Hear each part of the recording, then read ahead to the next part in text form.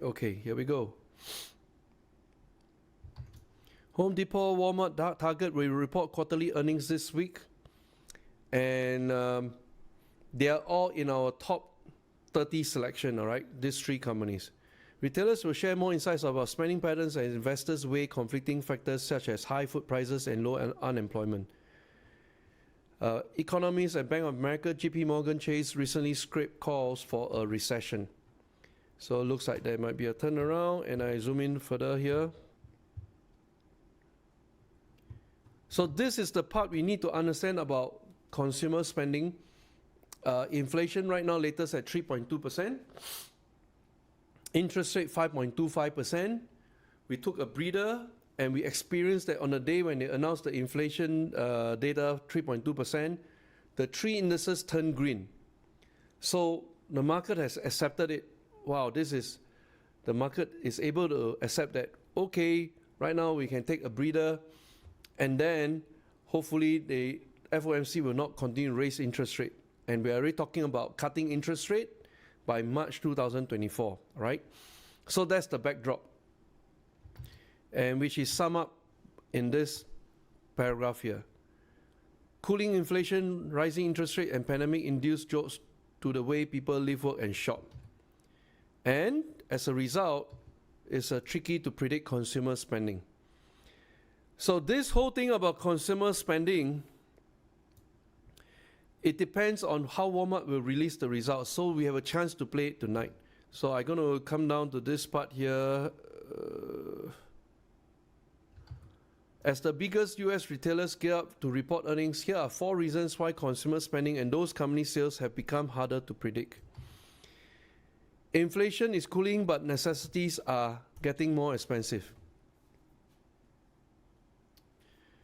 So spoke about our inflation at 3.2%, that was just announced. And we go down right here, for example, Levi's.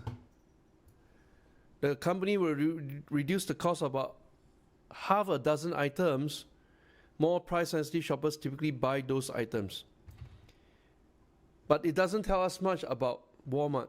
So we're going to find the other 3 reasons, and we go down, talk about car and credit card balances. Have shot up, but so have wages. But shoppers are still racking up some big bills. And Americans' credit card balances top $1 trillion for the first time ever. This raises fresh questions about whether consumers can afford to keep up their spending habits at retailer stores, at websites, or will they have to cut back. So this one, Elon Musk tweeted about it, and he said, wow. He recently cut prices for Tesla. In China, stock price went down yesterday because of that. But because of him cutting prices for Tesla, BYD took a beating. All right, so, and how many of you are aware that when you're buying a Tesla car, their pricing is dynamic on? Every day is like stock market, go up, go down, go up, go down. It's dynamic pricing for Tesla. Elon Musk has mastered it. The moment you submit, that means I press the button buy, the factory restart the production on the spot. So they literally produce the car on the spot the moment you click buy. That's why he can compete just based on pricing.